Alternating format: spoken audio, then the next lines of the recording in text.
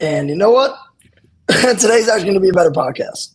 Listen, last week was terrible because I had to talk about how terrible this team has been for almost running on a month. But man, it's something about when they play the Dodgers. Something clicks. Something clicks. And we got a guest today. Brought Charlie Halikman on the pod. Charlie is very knowledgeable about Philly sports. Went to my alma mater high school. You know what? Rock on North, even though we only won one game in football. I was asked about our football team this today during camp, and I quite literally was like, yeah, no, it's a cool school to go to, but football is not our thing. How you doing, Charlie?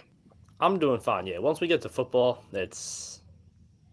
it goes downhill very quickly. We really can't defend It's a ourselves. bad start to the academic year. Yeah, Though we I'd come say. on strong after that, though.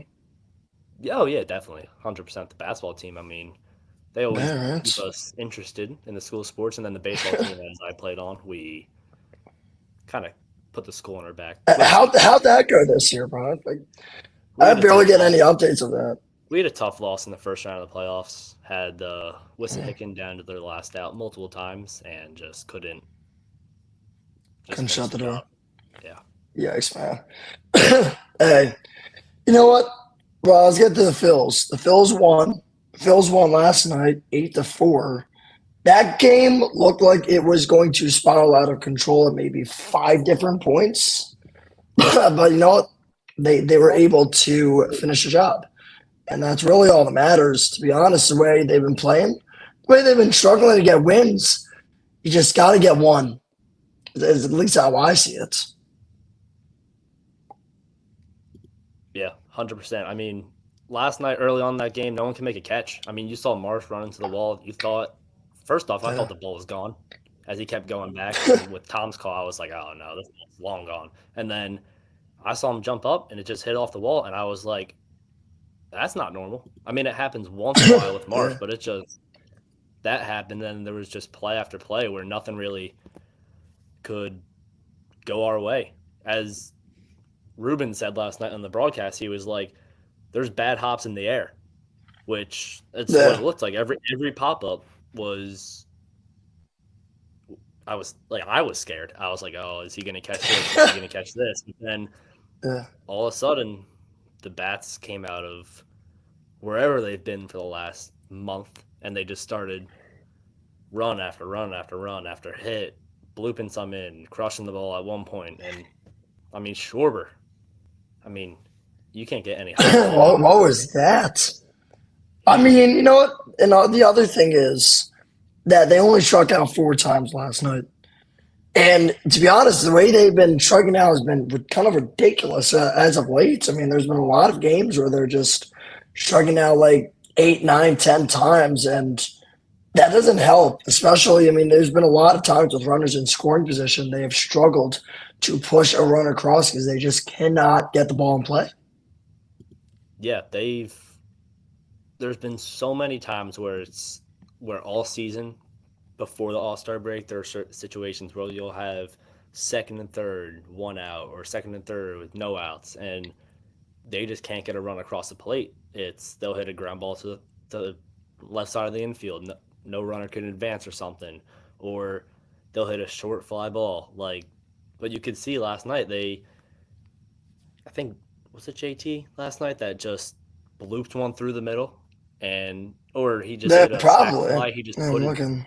just put his bat to the ball, and you put the ball in play, and good things are going to happen. And that's what happened last night, and that's how they're going to win games. Because yes, their pitching it's been struggling lately, but slowly you can see the bullpen coming up big in very big situations, which has kept them in the game. Hmm. But then the bats would just fall quiet, and then we'd all be depressed again. But last Not night was tonight. a really good sign from where this team was 6 days ago, and it gives me a lot of Yeah, hope for that they're back on track. absolutely. I think that's something that they need. I mean, listen, you talk all you want about winning series, but you gotta get one. And we're talking about, like all this. Bro, they win the series now, but now you talk about the Diamondbacks, and you're like, you still need to win that series. But you know what? You can't win two series until you win one. They had to get this one done, especially it's to a certain degree. People were saying, "Oh, but it's the Dodgers, so maybe give them a little pass." You can't. You can at this point. You've lost like six. You lost six straight series.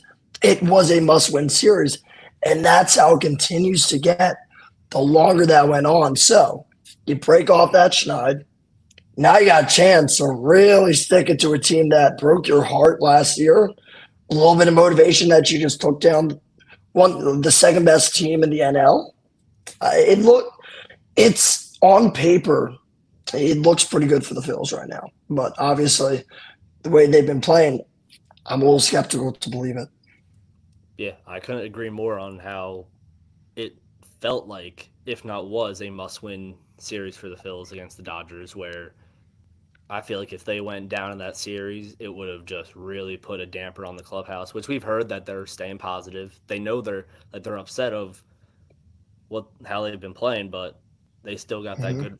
good vibes in there, and I think that series really got them back on track to just play Phillies baseball and keep the energy up. Where if they lost, it would have really put some worry into the team and the whole city, which would not have helped for Yeah. what's coming up. Yeah, especially, I mean, listen, while the Phils were on that slide, the Braves and the Mets did make up a little bit of ground. Listen, it could have been worse. Some might have argued it should have been worse, but thank God it is not because Phil's up 6.5, or rather 7.5 now, up on the Braves and up 8 on the Mets. The Mets don't necessarily concern me. I think at some point they're going to fall flat on their face, and it might be happening. It might be happening now. I did not get to check the Mets scores, and of course, the Mets played today. They did not. Regardless, so it doesn't matter too much. But Oh oh goodness, wait, they did. Never mind. Never mind. They did play. They won 9-1. Of course they did. Of course they won 9-1. As soon as I say that. the Braves just lost Or 16-7. Jesus. Oh yeah, yeah. No, they got swept. Well, You know what? And in fairness to the Braves, they scored 7 runs. Just that's the whole 16 part is not ideal. that That's kind of how you lose games. You yeah, can't give up can't give up 16. 20 hits. Yeah. Oh my God, they gave up 20. Good Lord. You know what? I mean, looking ahead at the Philly schedule, and I don't want to look at it a little bit, but it's still for me. I still think, regardless, I can look at this schedule, and I don't think there's a way I can be like, oh, it's a really tough schedule. Maybe give them a little bit of a break. This team is supposed to be, not even supposed to be, it is a World Series contender and the best team in baseball, record wise, and really for most part of the season on the field. So you'd have to think that even if they got they got the Marlins, Nationals, and then they got the Braves and Astros, and then Braves again to end August with a Royal Series on the road mixed in. I still think that even then, those games look like they should be wins. Even if they're tough opponents, this Phillies team is so good. And that's why I didn't buy the whole, oh, the schedule's been tough with the Guardians, with the Pirates who were surging at the time, and they were, but regardless, Guardians, Twins, Yanks, I didn't buy that whole, oh, they're playing against really good teams because they are one themselves. They're more than just a good team. They shouldn't be losing series. They shouldn't be getting swept by the Yanks. They shouldn't be getting manhandled by the Pirates. I mean, they didn't look like they were in these series at all. It just felt flat. Yeah, I couldn't agree more with this Arizona series, which I am very confident in them winning at least three, if not four. Which, like Arizona, they're hot. Especially Ketel Marte, who's been out of this world recently, That dude's and good. and then after this series, they come home versus Miami and Washington.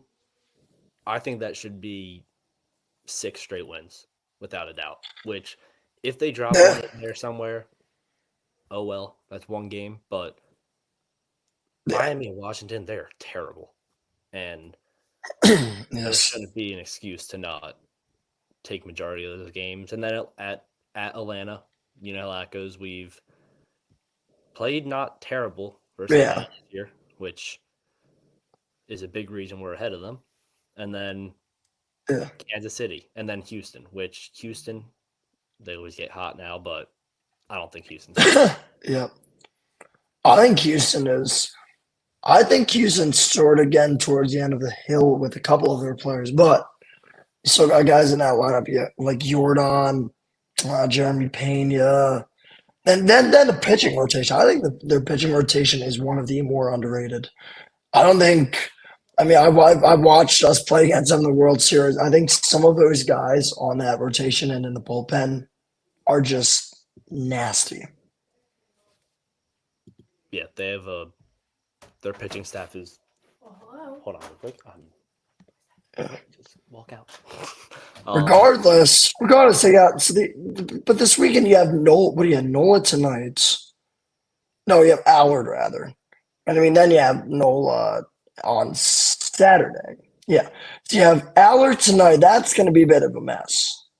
But I don't even know how I'm going to make it through tonight's game with Allard on the mound. It's going to be Allard, then Kirkering, and it's going to be the whole bullpen. You're going to give up.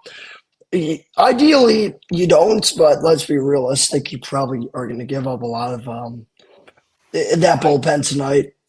I couldn't agree more with the Allard thing. I kind of wish they did the Kirkering starts and then the Allard, I did like the Kirkering, yeah. just to let Allard settle in a little more, just become more comfortable, not going right from the jump. But I think Allard, he's got the stuff. It's just they gotta get a quick leash on him because they could see where he comes in and he'll be pitching great, give up a few hits, maybe one run, and then all of a sudden he gives up a 3-run bomb, and then they either pull away and our bats aren't on that day, or this game gets a lot closer. Yeah. Absolutely. You know what? I mean, I think that if you can somehow get a win out of this one, that it just makes it so much easier this weekend with Wheeler, Nola, and then you got Sanchez. I mean, you know what? To your credit, to your point of Allard being able to settle in, once you gave him a chance to settle in after Kirkering got a couple, solid innings against Seattle, it looked like he was able to settle in a little bit. And still, I don't even want to talk more about the game because I can't believe we lost that. That was the night after I recorded this podcast. So I was going to record on Sunday. The day ended up getting away from me, but honest to God, it's probably better I didn't because there was no way I was going to make logical points at that point. I was pissed. Jesus, like that one was bad. Yeah, that wasn't a good one. Yeah. And anyways, thank God they're out of that. Oh yeah, that's true.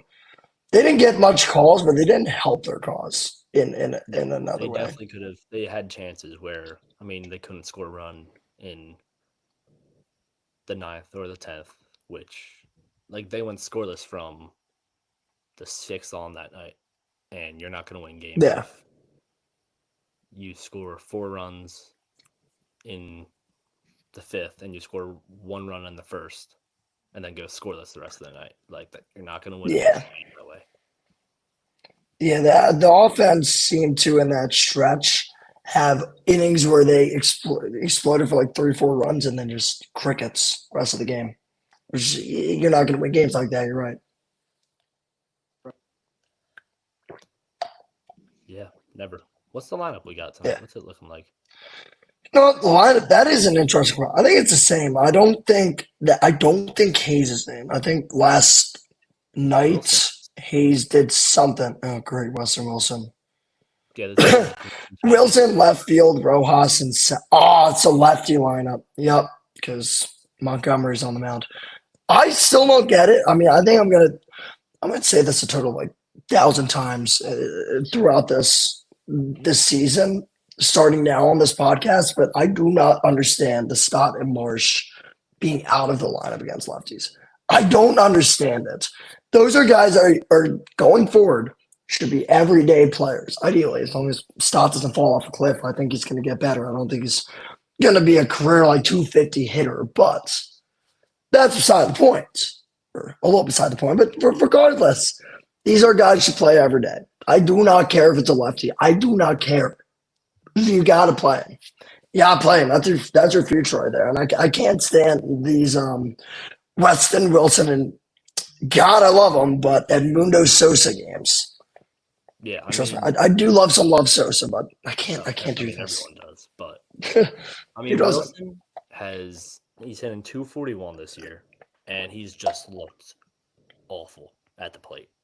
Like he comes up and I just have no. He looks like a little leaguer going up against like a middle schooler, where like he goes up there and he's kind of got like that. I have no shot to hit a baseball mentality. Right now. Like.